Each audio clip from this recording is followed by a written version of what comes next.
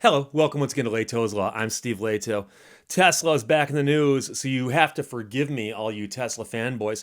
We're going to get upset that I'm talking about Tesla in a way that is not just pure adulation. But you know something?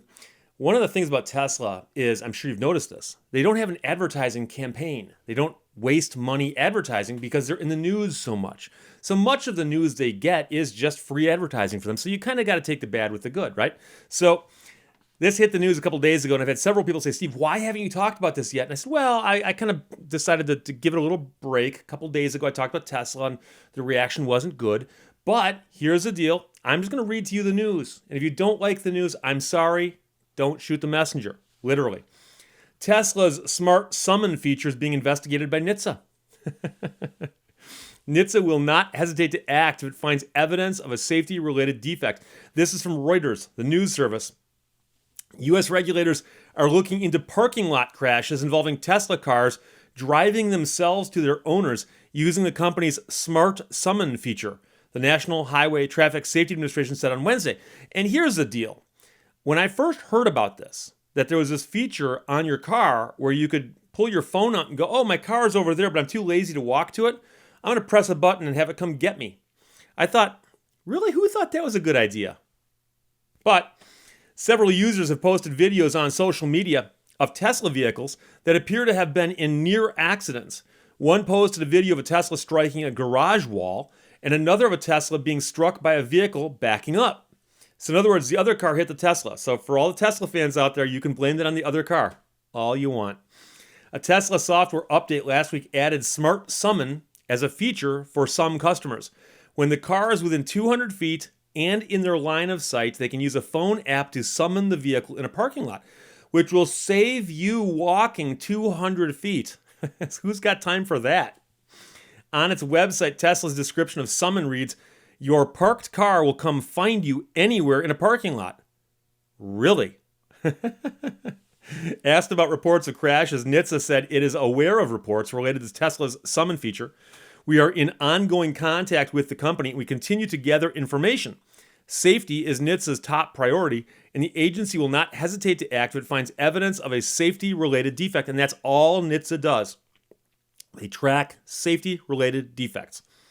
Tesla did not respond to a request for comment from Reuters, but Chief Executive Elon Musk on Wednesday tweeted that there were more than 550,000 smart summon uses in the first few days. So again, looking at the pure math of it, if a handful of those went awry, the vast majority of them went swimmingly well. Tesla says users of Smart Summon should have a clear line of sight and check the surroundings. It said the vehicle will maneuver around or stop for objects and notify you when detected. So you can play like hide and seek with your car, right? Users can stop the car from driving by releasing the apps button, it says, adding, you are still responsible for your car and must monitor it and its surroundings at all times and be within your line of sight because it may not detect all obstacles. So you're still responsible for it even though it's coming to you. Be especially careful around quick-moving people, bicycles, and cars. And I assume by people, they also mean small children darting in and out of things in parking lots, right? While Tesla says Summon is to be used only in private parking lots and driveways, the feature breaks new ground by allowing operation of a vehicle without a driver behind the wheel. Federal vehicle safety regulations were written decades ago before such technology existed. Tesla reported Wednesday that it delivered 97,000 vehicles in the third quarter, which was fewer than some analysts had expected. In addition to the crashes depicted on social media, there are also videos of several near misses. In one Twitter video, a Tesla exits a parking space and starts to cross a driveway when an SUV nearly collides with a driverless car. A voice is heard gasping and exclaiming, "Oh my God!" Exclamation point. The poster of that Twitter, Dallas-based solutions architect Roddy Hassan, commented that his first test of Smart Summon didn't go so well. Although, in all fairness, there was no collision. There was a near collision. A car pulled in from the road and around the corner into the lot, and I expected the Tesla to see it and stop. However, I had to take my finger off the app button when I saw that my Tesla wasn't slowing down, Hassan told Reuters. Another Twitter user, Mark Solomon, also posted a video that showed his car was not able to park itself properly using the feature. Not sure what the problem was, but I think an older map of the parking lot was being used, he said. Other users had positive reviews, so we'll admit there's two sides to every story, at least two, sometimes three, maybe four. One posted a video of a white Tesla that slowly maneuvered around a parking lot for over a minute, ultimately arriving safely next to where the operator was standing. Could you walk there faster? It was a very profound moment to see this technology live. People don't understand the depths and multitude of challenges to make this happen. The Twitter user told Reuters. The Twitter user, by the way, is @problematique79. I don't think that's their real name. The summon feature is one of a suite of automated driving features that Musk has promised customers who have paid $6,000 for optional full self-driving packages of hardware and software.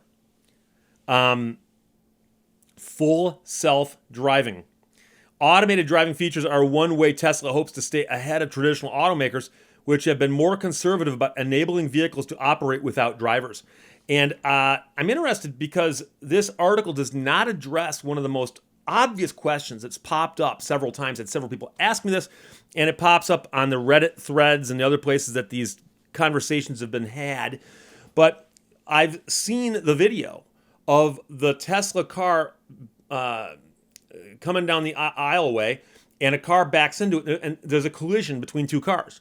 There's a collision between an SUV with a driver in it and a Tesla with no driver in it. And the person who posted this on one of the sites I saw claimed to be the person who wasn't driving their Tesla. That's my car, but I ain't behind the wheel. And they asked the question, hypothetically, what do I tell my insurance company? And there's a dilemma there, no matter how you slice it, because you have to tell the insurance company the truth. If you don't tell them the truth and they find out, they can cancel the claim and cancel your policy. You have an obligation to tell your insurance company the truth, especially because you got it on film and the whole world's seen the film. I'll be the first to tell you that truth is truth, and it's a binary proposition. It's not like something's more true than something else. Truthiness. But there's no gray area here. You can't say, oh, maybe I was behind the wheel. No, we've got you put the video out there. It's out there now. People, so you weren't behind the wheel. You got to tell the insurance company that. Next question. What's the insurance company going to say when, oh, you were letting your car drive itself? Huh. Does our policy allow that?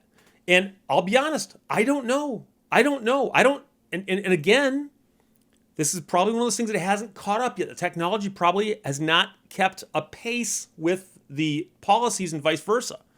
So that somebody out there needs to actually write the policy that says, for you to be driving your vehicle, you've got to be operating with your hands on the wheel and sitting in the seat where you can control the pedals and all the controls.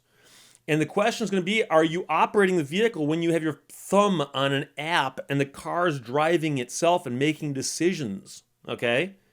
So I suspect we're going to see claims being denied by insurance companies to say, we never expected you to actually fire your car up and let it drive itself around a parking lot. Okay? And again, I'll admit, I'm predicting the future here, and I can be wrong when I predict the future. Okay? It's happened before. But one of the things that I can tell you, and I'm just doing this off of probabilities and my understanding of both human nature and the nature of insurance companies. Okay? Insurance companies are there, and they, are there to insure against risk. I hate to use their name and their own definition, but that's, understand those terms. And so you pay premiums and get insured against risks. And the insurance company is likely going to say, that's not a risk that we insured against. We did not insure against your car being driverless intentionally. Okay? Obviously, if you fired your car, put it in gear, and got out and walked away from it, it wouldn't insure that either. Now you're going to say, Steve, but that's different. That car's not going to drive itself.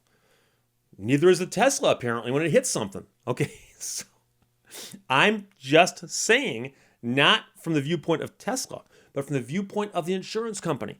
If you give the insurance company an easy way out, okay, there's something ugly over here, and there's an exit right here. what do you think they're going to do? They're going to take the easy way out. That's what they do. That's what insurance companies do. So I suspect that we're going to hear a couple well-publicized cases involving accidents, involving Teslas with no one behind the wheel, and insurance companies saying, we don't cover that. What are you, crazy? So that's what I'm really expecting to see down the road. If I owned one of these cars, I'd be very, very careful about using the Smart Summon feature any place where something could go wrong, for fear of what would happen if my insurance company found out and said, we don't cover that. Why would we cover that? That's silly. So never mind my editorializing. NHTSA is investigating Tesla's Smart Summon feature, and I'm sure there'll be more news on this. So I will cover it when it comes out. Questions, comments, put them below. Otherwise, talk to you later. Bye-bye.